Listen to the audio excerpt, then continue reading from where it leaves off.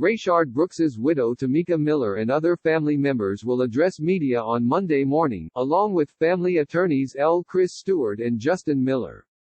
A march for justice is also scheduled, starting at the Richard B. Russell Federal Building and ending at the state capitol. Brooks was fatally shot by police in Atlanta on Friday night outside of a Wendy's after police responded to a call about him being asleep in his car in the drive-through lane. The Fulton County Medical Examiner's Office ruled his death a homicide Sunday night, caused by 2 shots to the back. In Minneapolis, at least 7 police officers have resigned since the death of George Floyd on Memorial Day. And in Kentucky, no-knock warrants such as the one used when police in Louisville crashed into Breonna Taylor's apartment may be passing into history. The city has already banned them. A state lawmaker says she will offer a bill this week banning them statewide, and U.S. Sen. Rand Paul, R.K., is pressing for a nationwide ban. A closer look at some recent developments. Our live blog will be updated throughout the day. For first in the morning updates, sign up for the daily briefing. The Los Angeles County Sheriff Alex Villanueva on Monday will discuss the death of Robert Fuller, 24, a black man whose body was found Wednesday hanging from a tree near Palmdale City Hall. The sheriff's department is leading the investigation and has said it is a possible suicide, which has drawn the ire of Fuller's family and others in the community who want the state attorney general to take over the probe. I take my commitment to transparency very seriously, Villanueva tweeted. As such, I want to thank Attorney General Xavier Becerra for agreeing to monitor our investigation. 10 days earlier, the body of Malcolm Harsh, 38, was found hanging in Victorville, 50 miles east of Palmdale. San Bernardino Sheriff's Department spokeswoman Jody Miller said no indication of foul play had been found. Louisville's ban on no-knock search warrants, the kind used in the fatal police shooting of Breonna Taylor, may be the start of something bigger. State Representative Attica Scott, D. Louisville, said she expects to pre-file within the next week a bill to ban no-knock warrants in Kentucky. And U.S. Sen. Rand Paul, R.K., has already said is filing a bill he's calling the Justice for Breonna Taylor Act that effectively would end no-knock warrants in the U.S. Police investigating a drug case obtained a warrant with a no-knock provision for Taylor's apartment, though officials have said that officers knocked before crashing through the door. Taylor's boyfriend Kenneth Walker has said he did not hear anyone announce that they were police, and fired at what he thought were intruders. Taylor was killed in the ensuing gunfight. No drugs were found. Matt Mencerini, Louisville Courier-Journal. The mother of one of 2 black teens involved in a confrontation with Tulsa police officers who accused them of jaywalking said the boys were walking down a back road where there was no sidewalk. Police have released footage of the June 4 incident on Facebook, saying the officers were members of a special gang unit and that the stop occurred just outside of a complex in which there is a documented increase in criminal activity. One teen was released, the other struggled with the officers and was arrested. An investigation of the stop is underway. It's nonsense, Tawana Atkins told CNN, who said the boys were visiting a relative.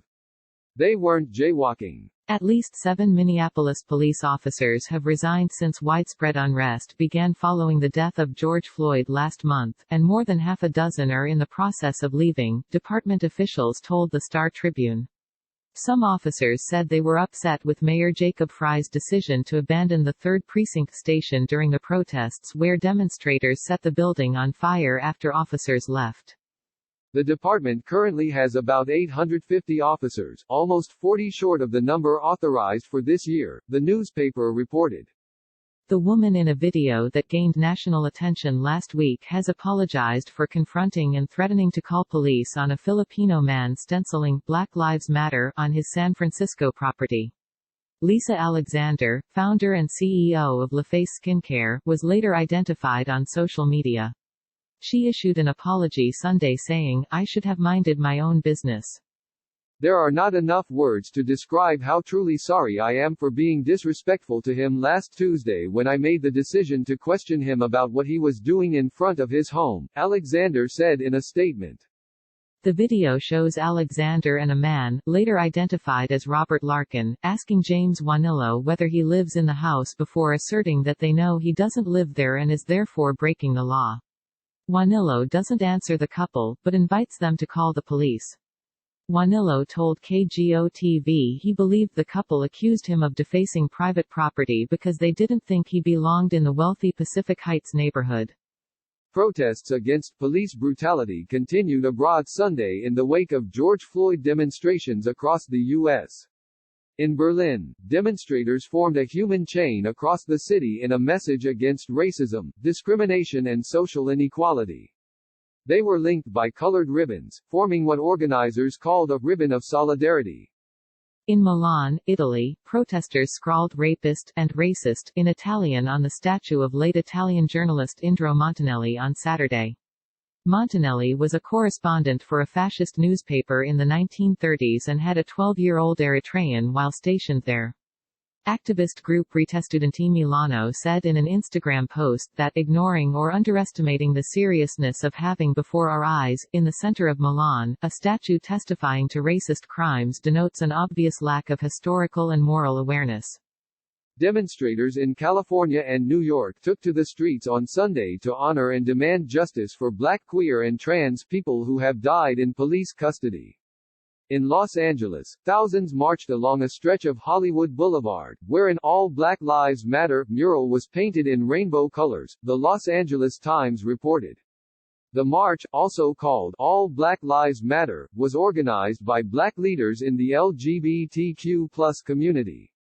Meanwhile, in New York, thousands gathered in the courtyard of the Brooklyn Museum and surrounding Parkway Sunday for a silent march in support of Black transgender lives, NBC News reported.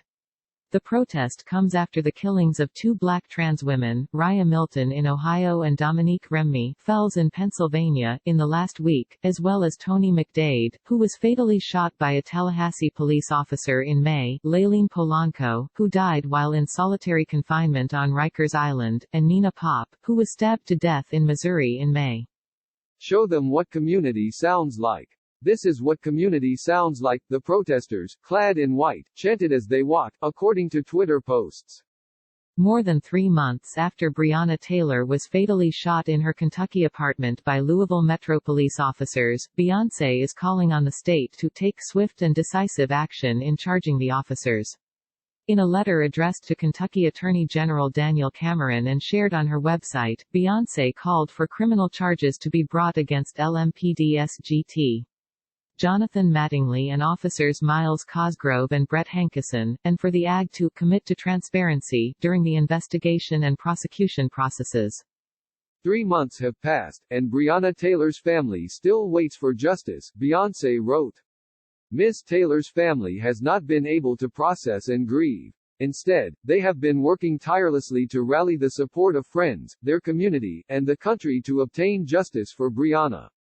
Hannah Yasharoff and Sarah Ladd, USA Today. 6 years after his death, the family of Mackenzie Cochran, a Ferndale, Michigan, man who died when security officers pinned him to the floor at a mall, may get the justice they have long been seeking in the wake of the George Floyd protests. Like Floyd, Cochran died at the hands of white security officers who held him face down on a mall floor, including one who said, "If you can talk, you can breathe." Cochran died that day. The autopsy said the cause was compression asphyxiation. No charges were filed, his death ruled an accident. On Friday, Oakland County prosecutor Jessica Cooper, facing mounting pressure from protesters amid a thundering Black Lives Matter movement, asked the state attorney general's office to review the case. Tressa Baldas, Detroit Free Press.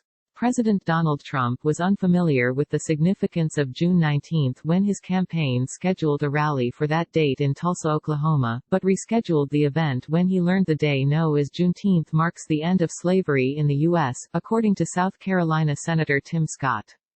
I'm thankful that he moved it. Scott, the only African-American Republican in the Senate and one of only 3 black senators in total, said on CBS News, Face the Nation, Sunday.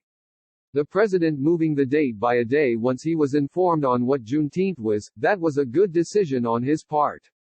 Coupled with the significance of the date, the choice of Tulsa, where a white mob killed hundreds in 1921 as it burned and looted an affluent black neighborhood, was decried by many as racially insensitive amid nationwide protests against discrimination. William Cummings, USA Today. Contributing, The Associated Press.